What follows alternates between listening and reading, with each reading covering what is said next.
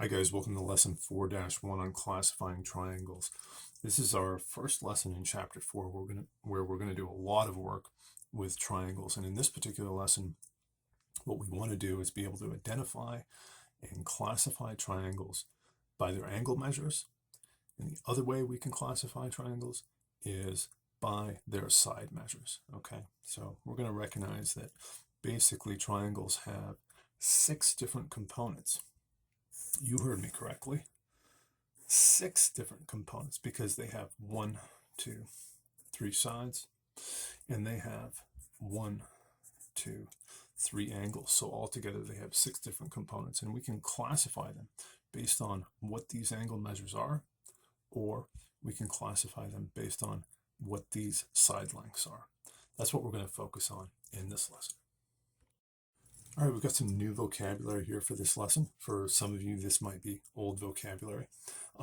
Acute triangle, equiangular triangle, obtuse triangle, and right triangle. These 4 terms are the terms we're going to use when we classify triangles by their angles, okay? And then we've got equilateral triangle, isosceles triangle, and scalene triangle. These are the 3 terms we're going to use when we're classifying triangles by their sides. Okay, and the best way to define each of these, I got some visuals that are going to make these a lot easier to remember. Okay, here's how we're going to classify our triangles by angles. Our first one is our acute triangle. And in an acute triangle, all 3 of the angles are acute, which means every one of these angles has a measure less than 90 degrees. Okay, 3 acute angles, they all measure less than 90 degrees. Okay. Now, one type of acute triangle is an equiangular triangle. Equiangular means every single one of those angles has equal measure or is congruent, and you can see they're marked as being congruent with these 3 arcs. Okay, hopefully you remember that all of the interior angles in a triangle add up to 180 degrees, and therefore, if this is an equiangular triangle, each one of these angles measures 60 degrees. Okay, now we also have an obtuse triangle. An obtuse triangle is a triangle that has 1 obtuse angle. And remember, that means the measure of this angle is going to be, let's see, 90 is less than the measure of the angle, which is less than 180 degrees. Okay, so you got 1, and hopefully you recognize it's this guy right here. There's our obtuse angle. And then we could also have, what if one of the angles in our triangle is neither acute nor obtuse, and it's right in between, it is this perfect right angle. So this would be our right triangle. And good question that I often get, how many right angles can I have in a triangle? Or how many obtuse angles can I have in a triangle? Well, hopefully, if you remember, like we said, the sum of all the interior angles is 180 degrees, and a right angle is 90 degrees.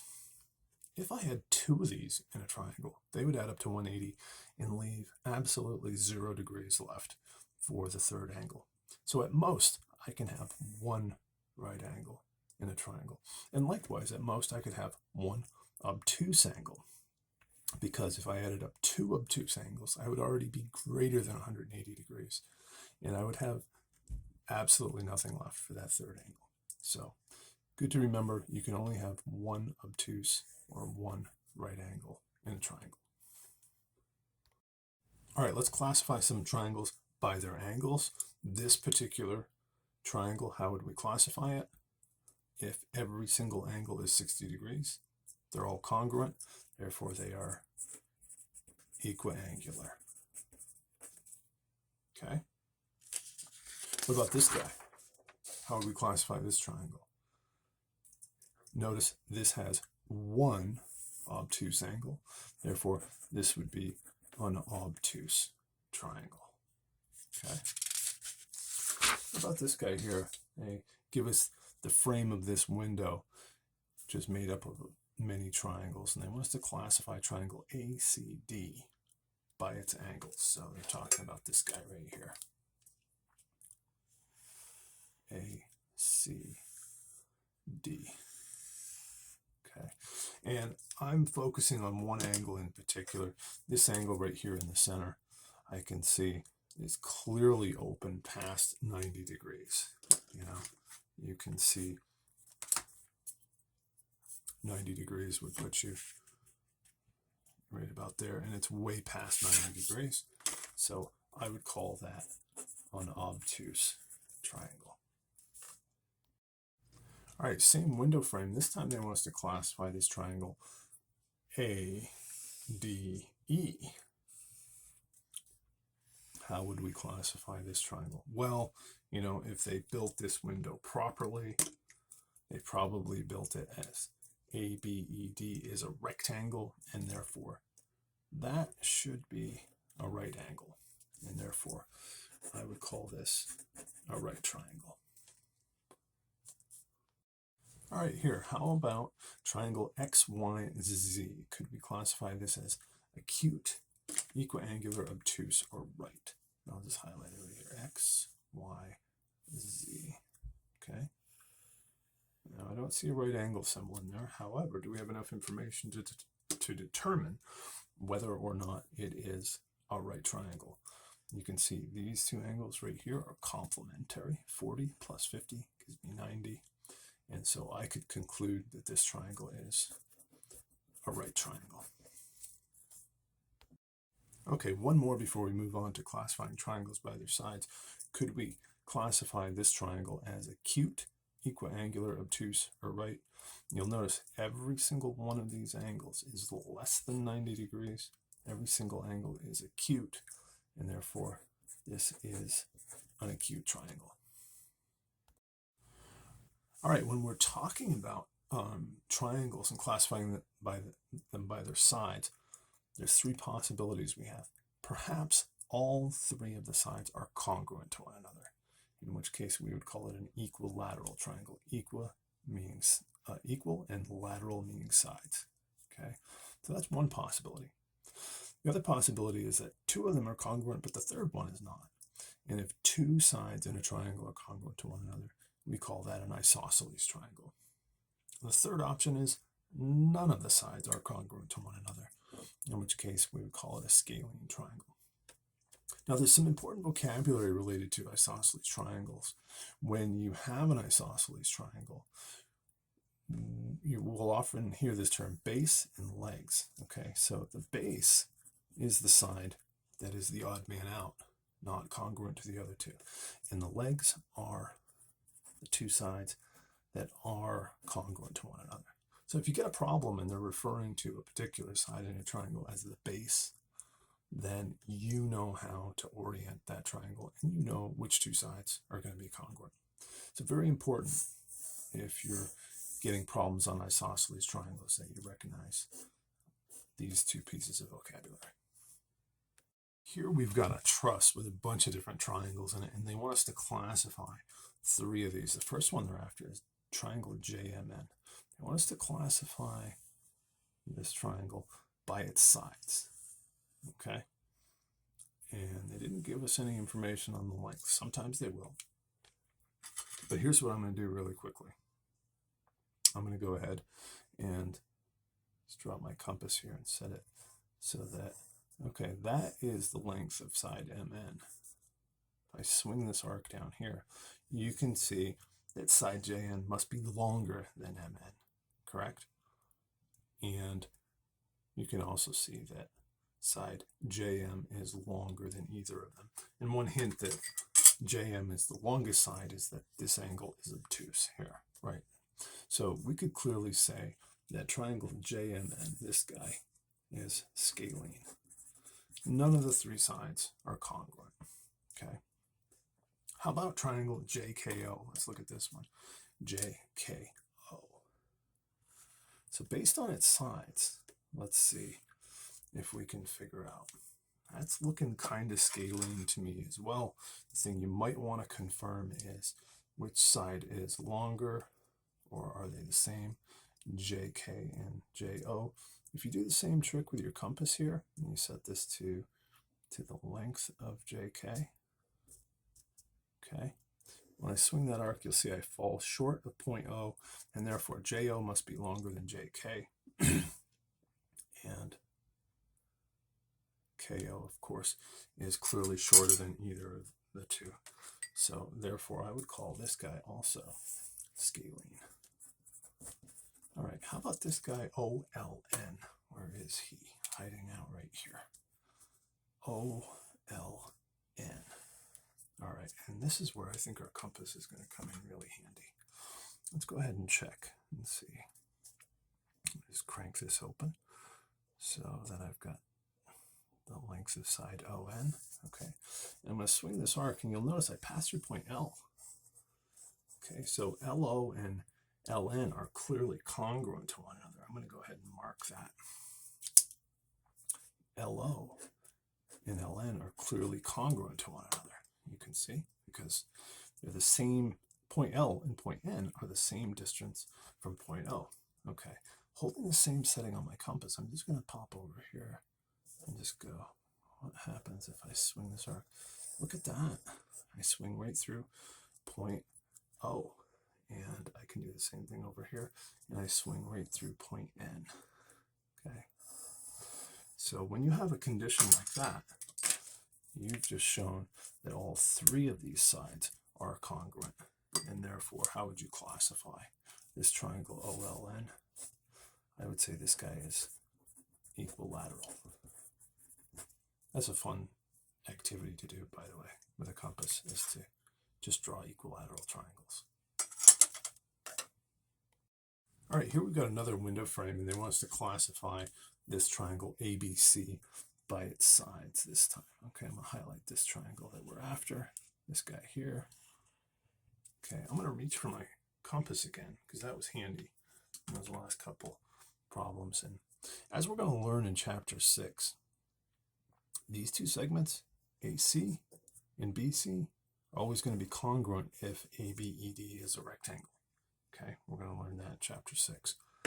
We just proved it with our compass, that these two sides are congruent. Is it possible that AB could be congruent to AC? It could be. Let's check it real quick. I think if I put my point on A and I swing towards B, we'll find that AB is just slightly shorter than those other two sides, and therefore I'm going to say this guy is isosceles. Okay. Extra points, by the way, if you can spell that right on a test. Okay, we'll say that's +1 if you can spell that right. All right, here's a problem where we can put our measuring tools away because they're giving us information on the lengths of sides, and they're asking if point Y is the midpoint of VX, segment VX, and WY equals 3 units. Could we classify triangle VWY by its sides? VWY. Okay, so you see my diagram right now doesn't have enough information, but they gave us some clues. Can we put the clues on the diagram? They told us that Y is the midpoint of VX. Well, what does that tell me? If Y is the midpoint, then VY is congruent to YX, because Y is exactly in the middle. Good. And if we know that VX is 8.4 units long, how long would that make VY? It'd be half of 8.4 units.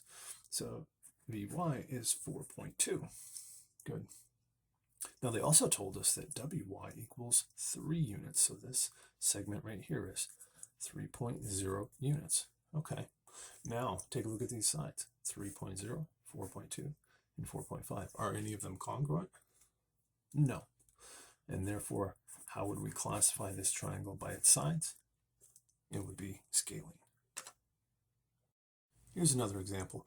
If point C is the midpoint of segment BD, could we classify triangle ABC as equilateral, isosceles, or scalene? So they're looking at triangle ABC. Okay.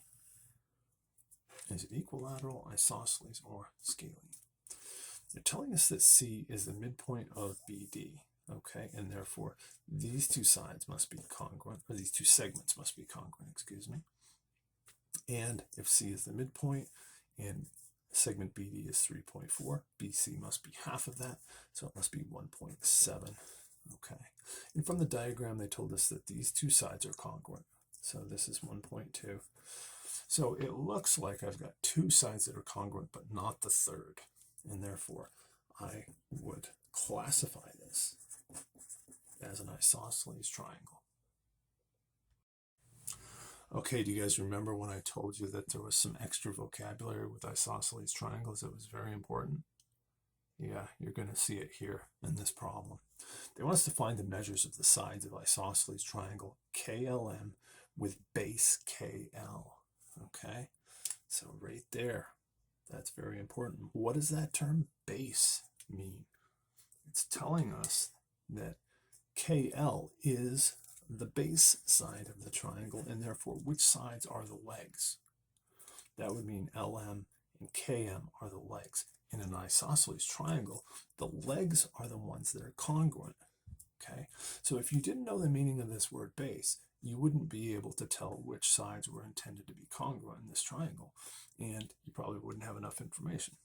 But since we know this is the base and these are the legs, well, we know that LM is congruent to KM.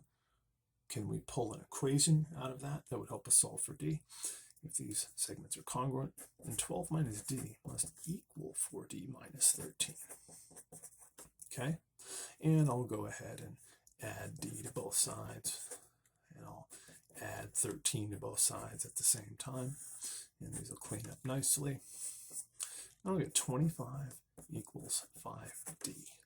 Okay, divide both sides by 5, and we'll get 5 equals D. But they didn't want us to find D, did they? They want us to find the measures of the sides. Now that we know D is 5, we know that this side is 11. We know that this side is 7. We know this side, well, it better be 7 as well, right? Because we said these were congruent. Let's go ahead and check them. 4 times 5 minus 13. This is 20 minus 13 equals 7. Good. Okay, one last problem here where we bring the algebra into the geometry. They want us to find x and the measure of each side of equilateral triangle ABC if AB equals 6x minus 8, BC equals 7 plus x, and AC equals 13 minus x. Okay, so what's the first thing we should do? Well, we should draw a triangle. ABC, right? When in doubt, sketch it out. There's triangle ABC. How long is side AB? The side is 6x minus 8. They tell us BC is 7 plus x, 7 plus x. And AC is 13 minus x. Okay. What type of triangle is this? You can't solve this problem if you don't know what type of triangle it is, because since it's an equilateral triangle, it tells us that all three of these sides are congruent, and therefore you can pick one of several equations to solve for x. Okay, which one looks the cleanest? I like these two right here. 7 plus x must equal 13 minus x. Okay, could I add x to both sides and subtract 7 from both sides at the same time? And I'm going to get 2x equals 6. And you'll see x equals 3. Okay, they wanted us to find x and the measure of each side. So we're part way there. X equals 3. 13 minus 3 is 10. Okay, all three of these sides should be 10. Let's just test them. 7 plus 3 is 10. 6 times 3 is 18 minus 8 is 10. Good. It all checks out. Okay, so hopefully, guys, you found that helpful. Again, classifying triangles. There's two ways to do it. Classify them by their angles. Classify them by their sides. Give it another watch if you need a refresher on any of these. It's also helpful to write out the vocabulary. Okay, once you know what those terms are and you've got those pictures that go along with them, write out the vocabulary. It might help you remember it a little better. Thanks for watching, guys, and hope you found it helpful. Look forward to doing these problems with you.